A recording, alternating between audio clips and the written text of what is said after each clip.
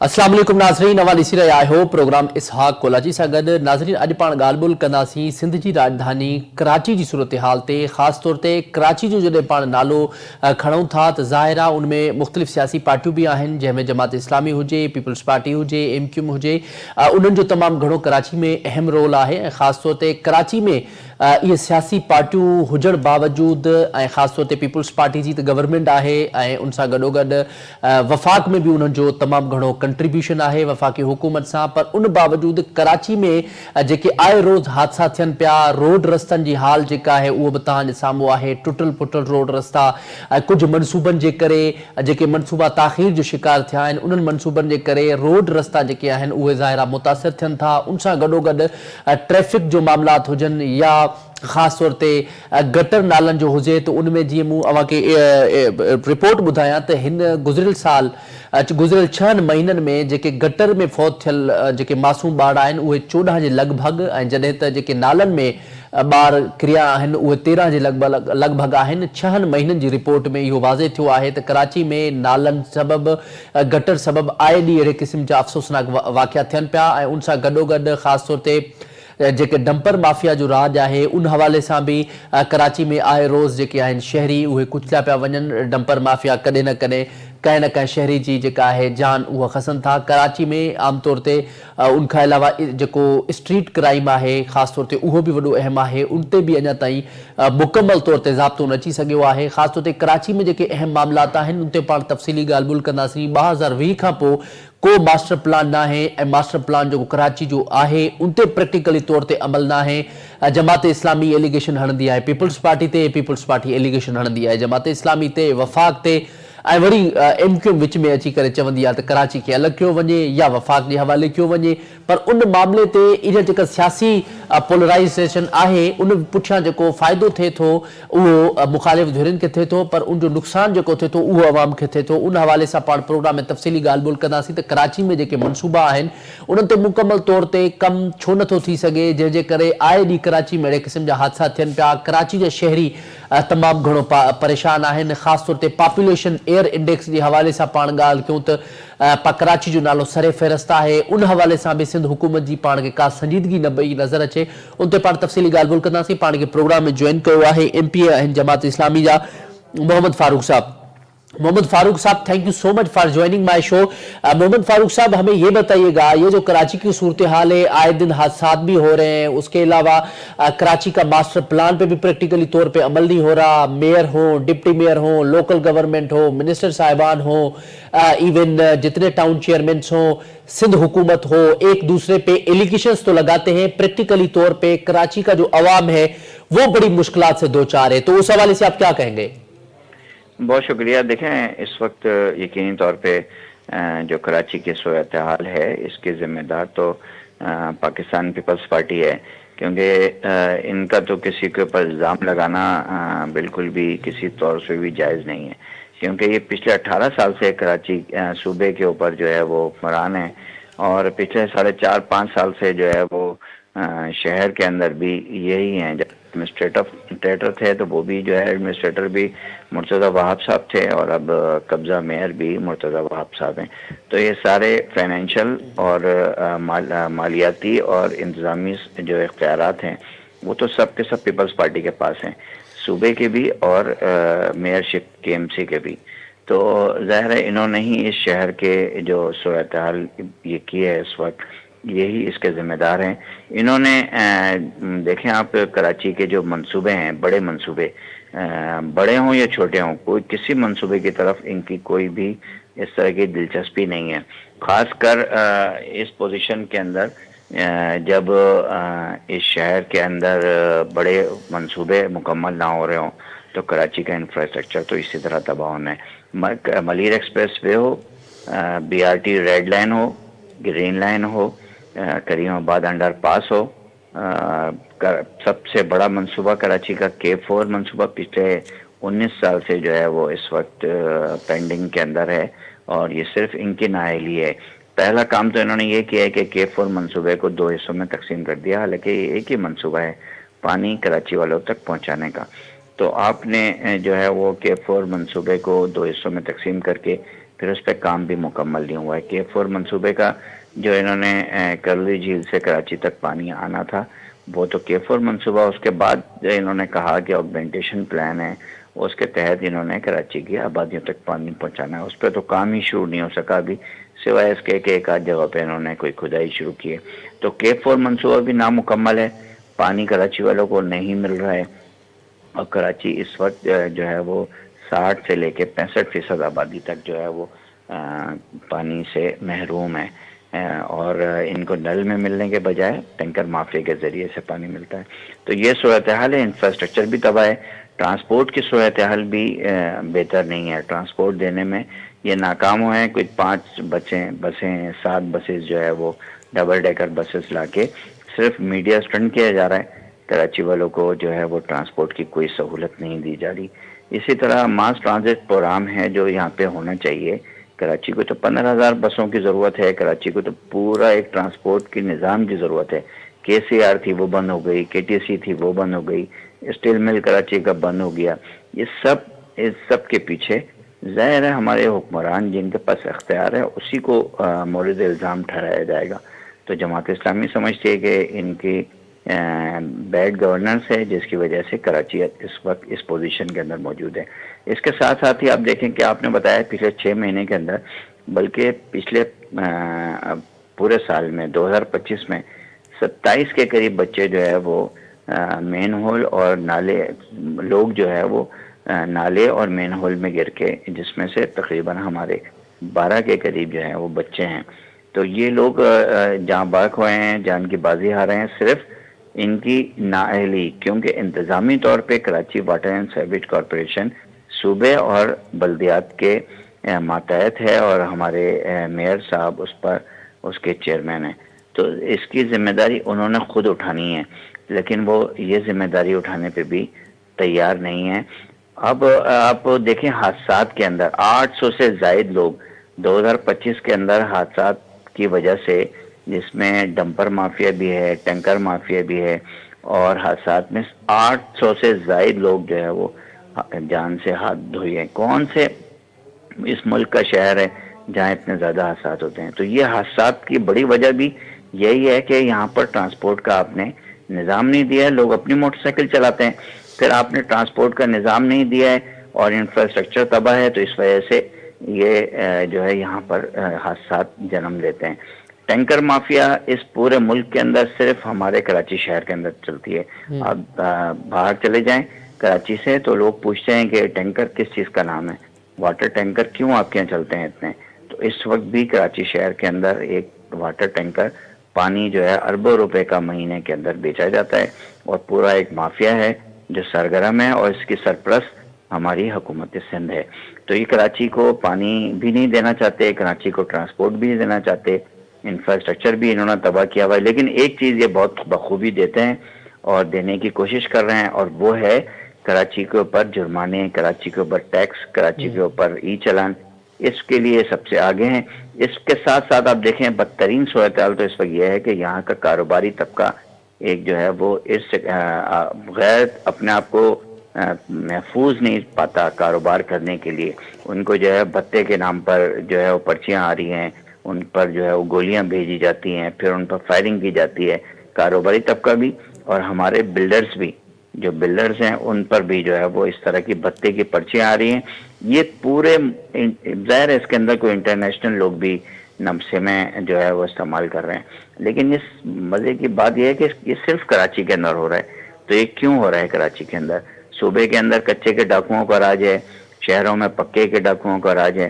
تو جماعت اسلامی ان ساری خرابیوں کی جڑ اگر کسی کو سمجھتی ہے تو وہ پاکستان پیپلز لیکن پارٹی. اچھا محمد فاروق صاحب یہ بھی بتائیے گا، یہ جو سندھ حکومت ہے، خاص طور پہ آپ پیپلز پارٹی کے حوالے سے بات کر رہے ہیں، تو پیپلز پارٹی تو کہتی ہے کہ ہم اچھا ڈیلیور کر رہے ہیں، یہ جو منصوبے ہیں وہ جلد مکمل ہو جائیں گے، تو اس کے بعد کراچی کا جو ایشوز ہیں وہ حل ہو جائیں گے، ہم ایفرٹس کر رہے ہیں. اور اوپر سے وہ یہ بھی ایلیگیشن لگاتے ہیں کہ وفاقی سرکار جو ہے وہ سندھ پہ توجہ نہیں دیتی، خاص طور پہ سندھ کے کیپٹل کراچی پہ توجہ نہیں دیتی.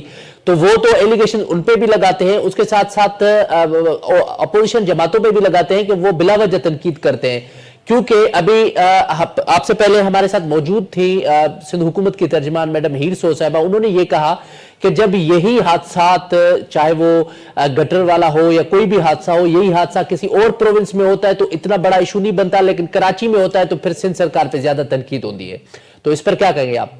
تو یہ کہنا چاہ رہے ہیں کہ کراچی میں حادثات ہوں تو اس پہ بات بھی نہ کی جائے، اس پہ احتجاج بھی نہ کیا جائے، اس پہ اپوزیشن جو ہے ان کو آئینہ بھی نہ دکھائے. دیکھیں اپوزیشن کا کام ہی یہ ہوتا ہے کہ ان کی کارکردگی دکھائیں. اگر یہ ڈیلیور کر رہے ہیں تو پھر آپ کے پروگرام کی ضرورت ہی نہیں پڑ رہی تھی. دیکھیں میں بات جو کر رہا ہوں یا حکومتی ترجمان کوئی بات کر رہا ہے، یہ تو ہم عوام نے فیصلہ کرنا ہے نا کہ اس شہر کو ڈیلیور ہو رہا ہے یا نہیں ہو رہا ہے.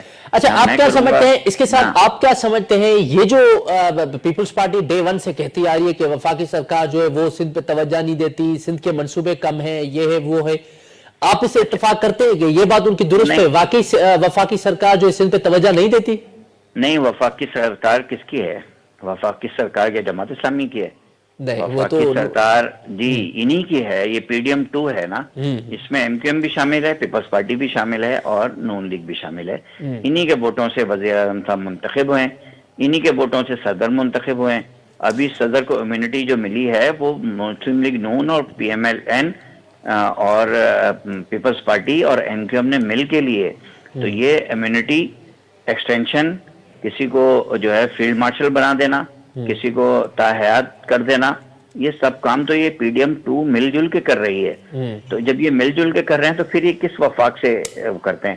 دیکھیں گورنر ان کے ہیں نا دو صوبوں کے اندر، بلوچستان کے اندر یہ الائی ہیں، یہاں پر صدر کو ووٹ جو ہے وہ ایم کیو ایم نے بھی دیا ہے اور مسلم لیگ نون نے بھی دیا ہے.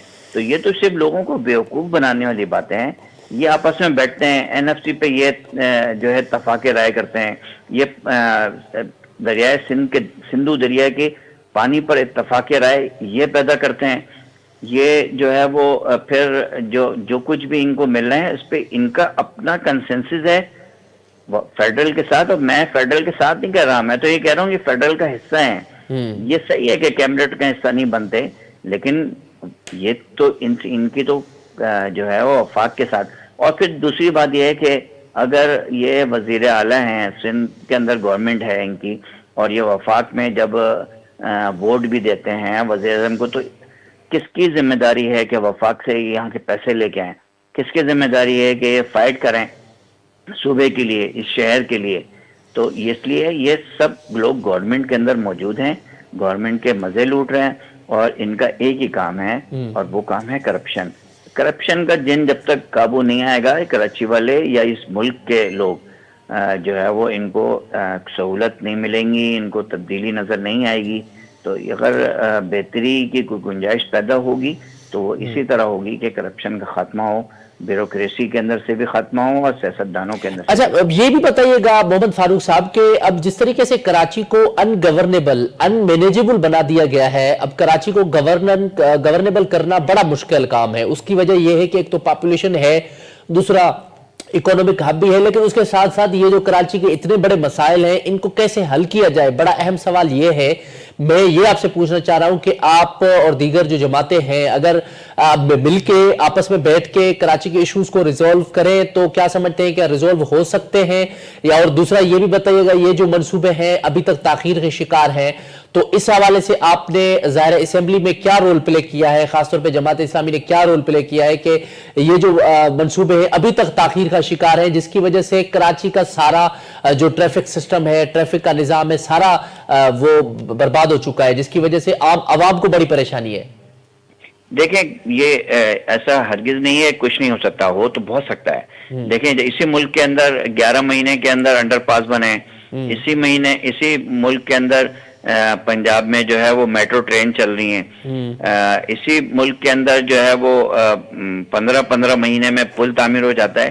یہ کراچی ہے خالی جہاں انڈر پاس کریم آباد بن کے نہیں دے رہا، جہاں ریڈ لائن یونیورسٹی روڈ کے اوپر بن کے نہیں دے رہی، جہاں پر جو ہے وہ مریر ایکسپریس وے بن کے نہیں دے رہا.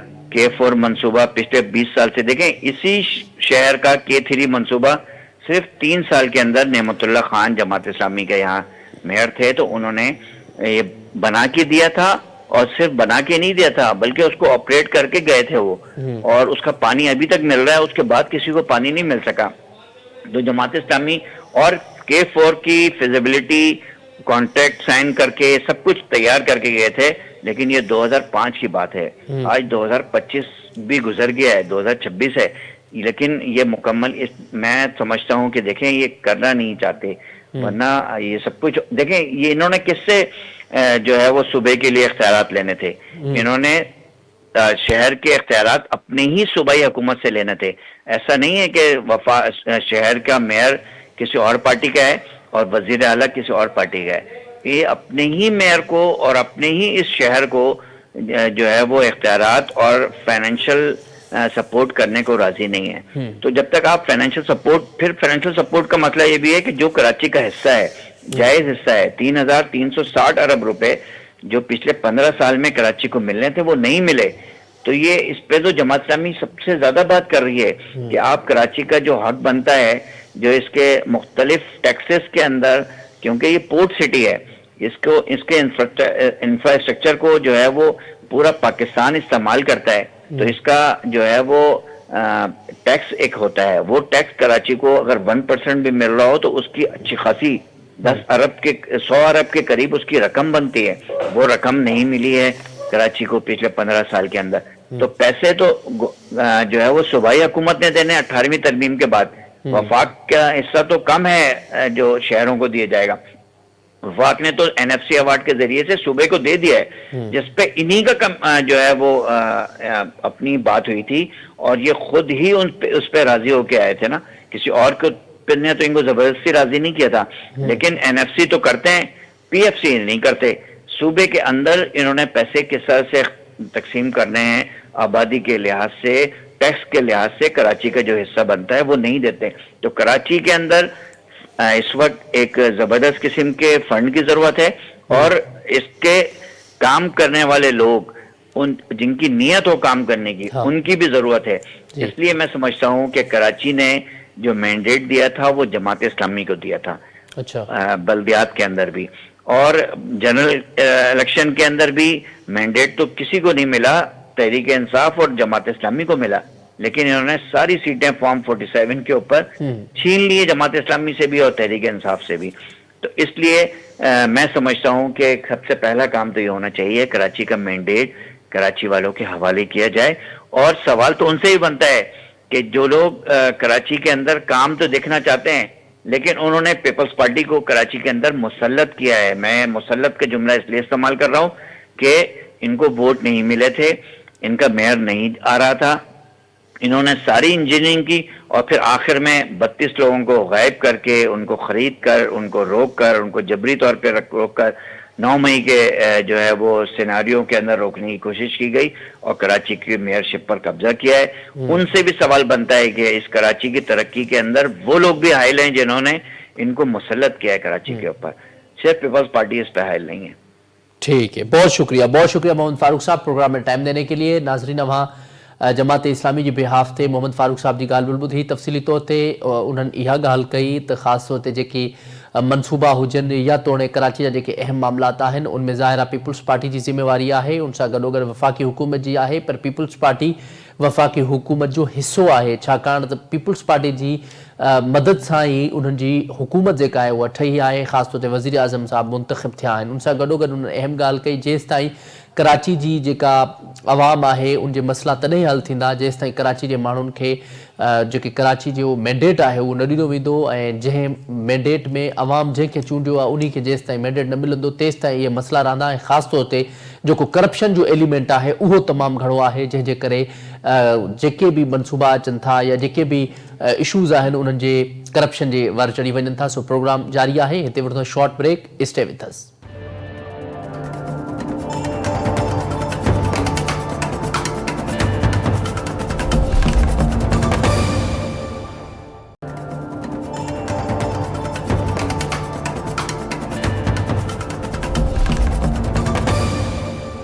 वेलकम बैक नाज़रीन, प्रोग्राम में अवां खे हिकु दफ़ो ॿीहर भलीकार चऊं था। पाण ॻाल्हि ॿोल करे रहिया हुआसीं सिंध जी राजधानी कराची जी सूरत हाल ते, ख़ासि तौर ते कराची में जेके कुझु मनसूबा आहिनि ऐं उहे ताख़ीर जो शिकार आहिनि, उन्हनि मनसूबनि जे करे कराची में ख़ासि तौर ते ट्रैफिक जा मामलात हुजनि या उनखां अलावा गटर नालनि तोड़े कराची जे अहम मसलनि ते मुसलसल आए ॾींहुं जेकी आहे डिबेट बि थिए थी सोशल मीडिया ते, पर उन सां गॾोगॾु आए ॾींहुं हादसा बि थियनि पिया ज़ाहिर आहे। कुझु ॾींहं पहिरियां पाण ॾिठोसीं हिकिड़ो अफ़सोसनाक हादसो आयो पेश थियो कोरंगी में, उनखां पहिरियां गुलिस्तान जोहर में मासूम ॿार आहिनि जेके उहे गटर जा ढकण न हुअण सबब बि ज़ाहिर आहे उन ते किरी फौत थियनि था। उनखां अलावा बि ख़ासि तौर ते डंपर माफ़िया जो राज आहे जेको उहो बि बरक़रार आहे। उन हवाले सां बि कराची जे माण्हुनि खे आए ॾींहुं मुश्किलातूं थियनि पियूं, उन्हनि ते पाण ॻाल्हि ॿोल कंदासीं।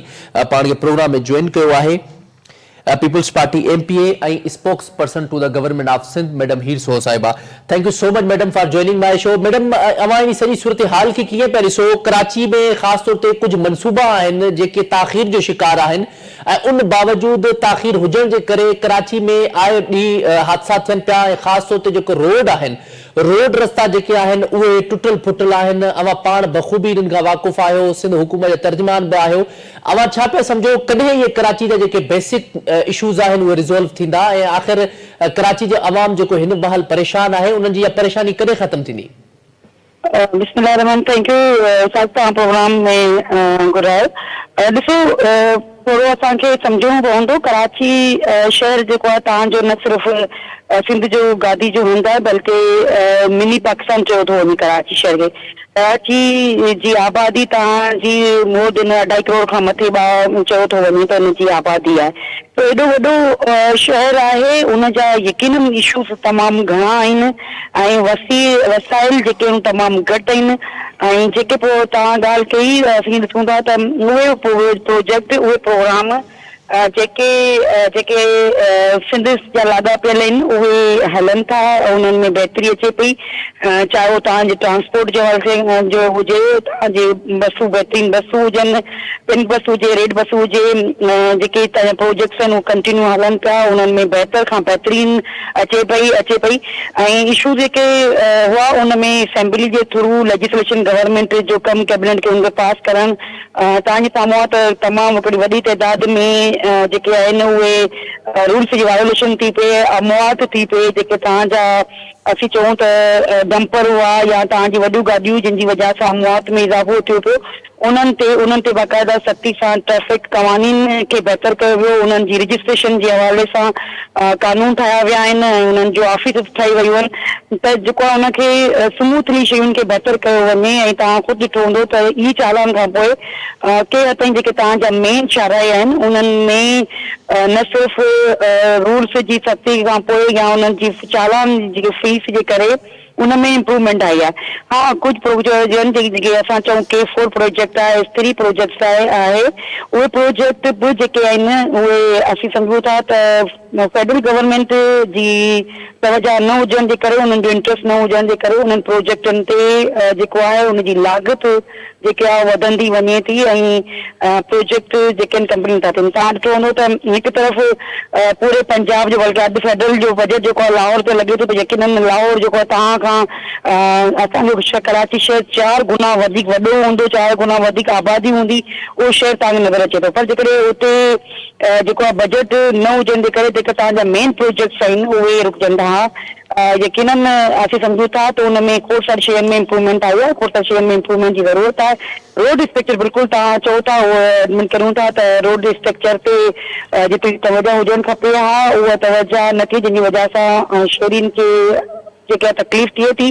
पर तव्हां ख़ुदि कंपेयर करियो पिया त सिंध गवर्नमेंट चाहे वो शाहराह भुट्टो हुजे, चाहे उहे फ्लाईओवर्स हुजनि, चाहे जेके मेन रोड्स हुजनि, उन्हनि में काफ़ी सा हद ताईं बहितरी आई आहे। तव्हांजा कराची जा जेके हॉस्पिटल्स आहिनि उहे तमामु घणा हिन वक़्तु बि तव्हांजे साम्हूं SIUT जो यूनिट जेको आहे जेका असांजी हॉस्पिटल मेन हॉस्पिटल जेका शाहराह फैसल जे तव्हांजे साम्हूं उहो आहे। कोरंगी में हींअर मेन हॉस्पिटल खोली वई आहे, इंडस हॉस्पिटल जेका बहितरीन खोड़ सारा मेगा प्रोजेक्ट आहिनि जेके कराची जे अवाम जे लाइ सम्झूं था त उहे बहितर कया विया आहिनि ऐं बहितरी जी तरफ़ वञनि था।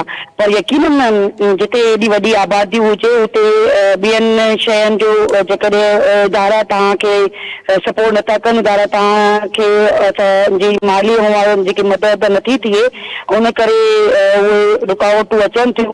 पर असीं सम्झूं था त गवर्नमेंट जेको आहे पंहिंजे शहर जी, छो त ज़ाहिर ॻाल्हि आहे, इहो शहर तव्हांजो आईनो आहे, हीउ शहर तव्हांजी प्रायोरिटी आहे सिंध गवर्नमेंट जी। ऐं सिंध गवर्नमेंट असीं कॾहिं कॾहिं चवंदा आहियूं त जेको आहे जेको तव्हांजो ADP हूंदो आहे, एन्यूअल डेवलपमेंट प्रोजेक्ट, उनमें 70% प्रोजेक्ट जेके आहिनि उहे कराची शहर जा आहिनि। कंहिं न कंहिं वे में अचनि था, चवंदा जेकॾहिं एतिरो शयूं अचनि थियूं हुनजे बावजूदि कॾहिं अपोजिशन तनक़ीद कंदी आहे, तव्हांजा मुखालिफ़ तव्हां ते तनक़ीद कंदा आहियूं।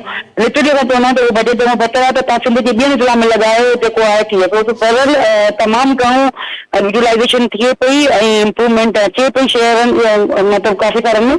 हा, अञा बि तमामु घणी ज़रूरत आहे, छो त तव्हांजो वॾो तमामु हाणे ॾींहुं ब ॾींहुं तव्हांजो शहर वधे पियो, किथे घटिताई अचे कोन थी। इहो बि ॿुधाइजो, ख़ासि तौर ते जीअं अवां अहम ॻाल्हि कई त आबादी जे हवाले सां, पर कराची अनमैनेजेबल या अनगवर्नेबल छो बणिजी वियो आहे? ख़ासि तौर ते आबादी वारो सेक्टर, तव्हांजी बिल्कुलु ॻाल्हि सही आहे, इहो मां बि इंडोर्स कयां थो, आबादी वारो सेक्टर इंपॉर्टेंट आहे, ज़ाहिर आहे पॉपुलेशन वधे थी। ऐं ॿियो तव्हां अहम इहा ॻाल्हि कई त ख़ासि तौर ते जेके सियासी मुखालिफ़ आहिनि उहे ज़ाहिर आहे तनक़ीद कनि था, पर हिकु तरफ़ पीपल्स पार्टी आहे, ॿिए तरफ़ MQM आहे, जमात इस्लामी आहे, ऐं ॿियूं कराची जूं पार्टियूं आहिनि। पर मेन सवाल इहो आहे, हुकूमत जेका आहे उहा अपोजिशन ते हणे थी, अपोजिशन जेके आहिनि उहे हुकूमत ते तनक़ीद कनि थियूं। इन जो अल्टीमेटली नुक़सानु अवाम खे थिए थो। अवाम हिन टाइम आम शहरी, तव्हां ॾिसो प्रैक्टिकली जॾहिं तव्हां विज़िट कयो त तव्हांखे बिल्कुलु कराची जो अवाम मायूस नज़र ईंदो। उनजी वजह इहा आहे त जेके आए ॾींहुं हादसा थियनि पिया, ख़ासि तौर ते ट्रैफ़िक जो मामलात, उनखां अलावा रोड रस्तनि जे करे आए ॾींहुं शहरी जेके परेशान थी विया आहिनि। उन हवाले सां इहा ज़िमेवारी कंहिंजी आहे? केरु ज़िमेवारी खणण लाइ तयार बि न आहे? ॾिसो, असीं बिल्कुलु ज़िम्मेवारी, असांजी ज़िम्मेवारी आहे, असीं ज़िम्मेवारी खणूं था। अगरि को हादसो थिए थो त गवर्नमेंट जी हुनखे मञी, हीअं तव्हां ॾिसो जेके 2-3 वाक़िया थिया, अफ़सोसनाक वाक़िया थिया, जेके गटर में ॿार वियो, उहो न थियणु खपे, उन क़ाबिल अफ़सोस आहे। पर छा इहो वाक़ियो उन ई 15 ॾींहं खां पोइ तव्हां ॾिठो त लाहौर में थियो, कंहिं बि ब्रेकिंग न्यूज़ न हलाई, कंहिं बि मतिलबु प्रोग्राम न कयो, त कुझु शयूं असांखे लॻंदो आहे त ॼाणी वाणी टारगेट कयो वेंदो आहे। ऐं छा सिर्फ़ु कराची में इशूज़ आहिनि, छा लाहौर में इशूज़ न आहिनि, छा पेशावर में इशूज़ न आहिनि, छा कोयटा में इशूज़ न आहिनि? तव्हांजा जेके मेन, तव्हांजा जेके गादी जा हंध आहिनि, उन्हनि जेके मेन शहर आहिनि, पर ॼाणी वाणी टारगेट कयो थो वञे, पीपल्स पार्टी ते तनक़ीद कई थी वञे। ऐं तव्हांखे उहो कोट करे थो त तव्हांजे प्रोग्राम में त असांजी हुन चयो त जेकॾहिं असीं पंजाब में वञी केतिरो तनक़ीद करूं त शायदि असांखे उहो असांखे शायदि मारे बि छॾीनि। पर तनक़ीद करूं था, गदर साहब ते तनक़ीद करूं था, चेयरमैन ते करूं था, त असांखे इहो डपु न आहे। त इहे इशू आहिनि, हुते तव्हां खुली ॻाल्हायो था, तव्हां खुली तनक़ीद करियो था। ऐं जेको आहे जिते पाकिस्तान पीपल्स पार्टी जी हूंदी आहे कमी कोताही, हुनखे न सिर्फ़ु एडमिट ऑन कंदी आहे ऐं कोशिशि हूंदी आहे त उहे शयूं न वरजायूं वञनि। तव्हांजे साम्हूं आहे त डंपर जे इशूज़ एॾो वॾो इशू हो, ऐं नो डाउट हुन सां ठीक ठाक अमवात थियूं। उनखे स्टिमुलाइज़ में करण में, उनखे बहितर करण में थोरो टाइम लॻो, पर शयूं बहितर कयूं, उनजी टाइमिंग खे बहितर कयो वियो, उन्हनि जे ख़िलाफ़ चालान कया विया, उन्हनि खे कंपनीज़ खे रजिस्टर कयो वियो, ऐं कंपनी सां गॾोगॾु त बाबा ड्राइवर सां गॾोगॾु उन कंपनी जे ख़िलाफ़ फाइन कयो वेंदो। त उहे शयूं बहितर थियूं। ई चालान कयो, इहो शहरी में जो हो त ई चालान कयो, जेको तव्हां ॾिसो था त जेके मेन शहर आहियूं उन्हनि में बहितरी आई आहे। उनमें तव्हां ॾिसो न क़वानीन ते थोरो कंट्रोल पियो आहे। अहिड़ी तरह जेको तव्हांजो इंफ्रास्ट्रक्चर आहे उनमें बि खोड़ सारी जॻहियुनि ते तव्हांजा जेके एंटरटेनमेंट एरियाज़ आहिनि, तव्हांजे जेके ज़ूस आहिनि, तव्हांजे जेके फूड स्ट्रीट आहिनि, उहे शयूं बहितर थियूं आहिनि। अञा बि असांखे जेको आहे, जेको तव्हां बिल्कुलु इशू इहो पियो थिए त लोकल गवर्नमेंट बि कराची में जेका आहे टाउन्स आहिनि, यूसीस आहिनि, उहे ज़ाहिर कुझु कुझु पिटाई वटि आहिनि। अच्छा, बजट जेको आहे तव्हांजो अचे थो उहो यूटिलाइज़ प्रॉपर जेकॾहिं मैनेज नथो थिए त उहे इशूज़ जेके यूसी लेवल जा इशूज़ आहिनि उहो टारगेट बि सिंध गवर्नमेंट ते थिए थो, जंहिंजी वजह सां इशूज़ अचनि था। अच्छा, इन जे रिलेटेड सवाल इहो बि आहे मैडम त ही ज़ाहिर आहे सिंध हुकूमत, जीअं मां अहम ॻाल्हि कई त ज़ाहिर आहे जिते सिंध में या सिंध जी राजधानी कराची में को इंसिडेंट थिए थो, हाईलाइट थिए थो, ॿियनि इलाइक़नि में, ॿियनि सूबनि में अहिड़े क़िस्म जा हादसा थियनि था, उहे हाईलाइट न थिया। इहा मां आम ॻाल्हि कई, पर उन सां वॾो अहम सवाल मुंहिंजो इहो आहे त सिंध हुकूमत ऐं ख़ासि तौर ते पीपुल्स पार्टी जी सपोर्ट सां वफ़ाक़ी हुकूमत क़ाइमु आहे। अवां छा पिया सम्झो वफ़ाक़ पारां सिंध खे छो माटेली माओ वारो सलूक कयो पियो वञे, सिंध सां बार बार इहा ज़्यादती छो पई कई वञे, कॾहिं मोटरवे बि नथो मिले या कराची जे बजट ते कॾहिं मामला आहिनि या कॾहिं मनसूबनि जे हवाले सां कराची खे एतिरो नथो मिले, उनजी वजह छा आहे? अवां त वफ़ाक़ी हुकूमत जो हिसो आहियो, अवां त उते प्रोटेस्ट करे सघो था, यकीनन अवां जी मदद खां बग़ैर वफ़ाक़ी हुकूमत हली बि न सघंदी। ॾिसो कहिड़ी ॻाल्हि त असां सिर्फ़ु गवर्नमेंट खे सपोर्ट आहे, असां इतिहादी न आहियूं, न असां मिनिस्ट्री असांजी सपोर्ट आहे। ऐं जॾहिं बि हुते प्रोग्राम जेके एटमिक में मीटिंग्स थियनि थियूं, PDF जूं जेके हुते फेडरल जूं मीटिंग थियनि थियूं, उते सिंध गवर्नमेंट पंहिंजो मौक़िफ़ रखे थी, सिंध गवर्नमेंट जा मिनिस्टर्स PND जा मिनिस्टर्स वञनि था, मौक़िफ़ रखनि था। बिल्कुलु इहो शुरू खां वठी आऊं त मतिलबु 15-20 साल 25 साल थी विया आहिनि, मूं ॾिठो आहे त हमेशह सिंध खे को त इहो हमेशा परसेप्शन ॾिनो थो वञे सिंध गवर्नमेंट जेको आहे न करप्शन थी करे, ऐं जेको आहे करे कोन, जेके नेशनल हाईवे प्रोजेक्ट आहिनि उहो सिंध गवर्नमेंट कोन हलाईंदी आहे, उहो फेडरल पाण हलाईंदी आहे। ऐं जेको K3 प्रोजेक्ट आहे या K4 जेको प्रोजेक्ट आहे उहो फेडरल जी तरफ़ां थो हले, जेका कंपनी आहे उहो बि कंपनी जेके आहिनि उहे फेडरल जूं आहिनि, पर ॼाणी वाणी थोपियो थी वञे त सिंध गवर्नमेंट कोन थी करे। ऐं सिंध गवर्नमेंट ऑफर कया पिया जेके फेडरल प्रोजेक्ट्स आहिनि, ठीकु आहे, जेके हलाइनि था तव्हां हलायो, पर तव्हां उन्हनि खे कंप्लीट करियो।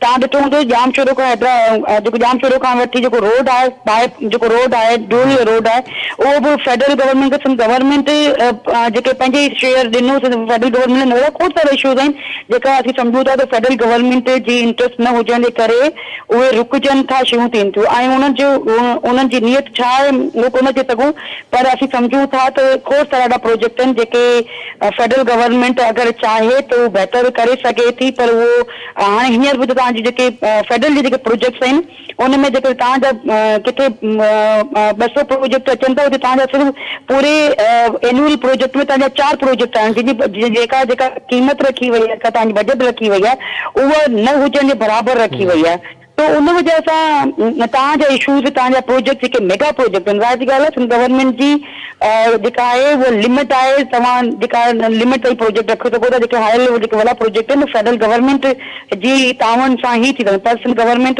उन शइ खे बेटर कयो त पब्लिक प्राइवेट पार्टनरशिप जे तहत असां उन प्रोजेक्टनि खे खयो आहे त जेके असां वटि नेशनल ऐं इंटरनेशनल एजेंसीज़ आहिनि उहे अचनि ऐं हिते कमु कनि अची, ऐं प्राइवेट जेके मनसूबा आहिनि, जीअं अवां बिल्कुलु उन्हनि जी अहम ॻाल्हि कई त ज़ाहिर मनसूबा आहिनि उहे ताख़ीर जो शिकार आहिनि ई, पर अवां छा पिया सम्झो सिंध हुकूमत ज़ाहिर अवां ॻाल्हि कई त उनमें एफर्ट्स वठे पई, वफ़ाक़ जेका आहे उहो ध्यानु घटि पई ॾिए, पर आख़िर में इहो असांखे ॿुधाइजो त अवां छा पिया सम्झो हिन साल एंडिंग में या हिन साल जे ईंदड़ कुझु महीननि में मुमकिन आहे त कराची जा जेके अहम मनसूबा आहिनि उन्हनि जो कमु मुकमल थिए, जीअं ॿिया जेके रोड रस्ता जिन्हनि मनसूबनि जे करे मुतासिर थियनि था उहे वरी सही थी वञनि, बहाल थी वञनि, जीअं ट्रैफिक ऐं ॿियनि मामलनि में कराची जे माण्हुनि लाइ आसानी पैदा थिए? बिल्कुलु CM साहब जेको आहे अॻु में प्रोजेक्ट हूंदा 4 साल हलंदा हुआ, हिन दफ़े लास्ट ईयर ऐं हिन साल खां इहो कयो वियो आहे त मैक्सिमम 2 सालनि जा प्रोजेक्ट जेके आहिनि उहो कंप्लीट 1 ईयर में कंप्लीट करणा या 2 ईयर में कंप्लीट करणा आहिनि। त मेजॉरिटी प्रोजेक्ट जेके सिंध गवर्नमेंट जा प्रोजेक्ट्स आहिनि ऐं प्रोग्राम्स आहिनि उहे 2 ईयर इंशाल्लाह पूरी उम्मीद आहियां त खोड़ सारा प्रोजेक्ट जेके आहिनि उहे कंप्लीट थींदा, टेक्निकल को प्रॉब्लम न हुजे। जीअं हाणे असांजो जेको हिन वटि तव्हां वञो गुलशन खां वठी ऐं आई चंद्रीगढ़ रोड खां वठी सफूरा जो वारो जेको ट्रांसपोर्ट जो जेको प्रोजेक्ट आहे असांजो, उहो कुझु टेक्निकल इशूज़ जे करे जेको रुकिजे थो। ज़ाहिर सी ॻाल्हि आहे आबादियूं आहिनि, तव्हांजा जेके प्रोजेक्ट्स आहिनि, लाइन बिजली जी लाइन आहे, गैस जी लाइन आहे, उनजी वजह टेक्निकल इशूज़ न अचनि, ऐं पूरी उम्मीद आहियां त असां काफ़ी सारा प्रोजेक्ट जेके आहियूं सो हिन साल इंशाल्लाह 2025 जे जेका 26 जे जेकी जून आहे उनमें काफ़ी हद ताईं प्रोजेक्ट जेके कंप्लीट थींदा ऐं आवाम खे तमामु वॾो रिलीफ मिलंदो। ठीक है, thank you so much madam for joining my show.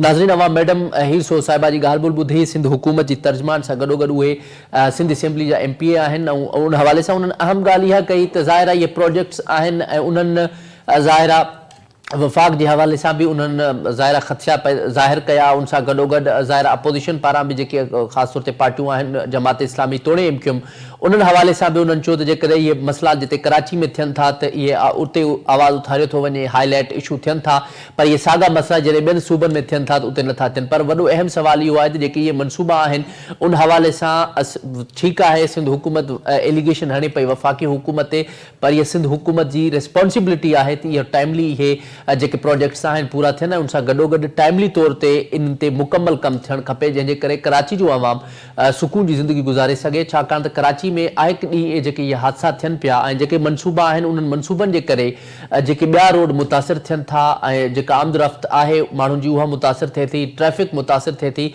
उन हवाले सां तमामु घणा ज़ाहिरा आम माण्हू परेशानी खे फेस करे थो। उन सां गॾोगॾु जिते सिंध जी ॻाल्हि कंदा आहियूं पाण, उते सिंध हुकूमत वफ़ाक़ ते ज़ाहिरा एलिगेशन बि लॻाईंदी आहे, चवंदी बि आहे, पर जिते पाण केपी जी ॻाल्हि कयूं, बलूचिस्तान जी ॻाल्हि कयूं, पंजाब जी ॻाल्हि कयूं, त उते जेकॾहिं अहिड़े क़िस्म जी ॻाल्हि थिए थी त उहे रिस्पॉन्सिबिलिटी पाण ते खणंदा आहिनि, उन्हनि कॾहिं वफ़ाक़ ते न ॻाल्हि अहिड़ी न रखी आहे त वफ़ाक़ उनजो ज़िम्मेवार आहे। बहरहाल प्रोग्राम जेको आहे पंहिंजी पुॼाणी थो पहुचे। अवां ॻाल्हि ॿोल ॿुधी तफ़सीली तौर ते पाण कराची जे अहम मामलनि ते ॻाल्हि ॿोल कईसूं। प्रोग्राम पंहिंजी पुॼाणी थो पहुचे। मूंखे इजाज़त ॾींदा, अल्लाह जी निगहबान।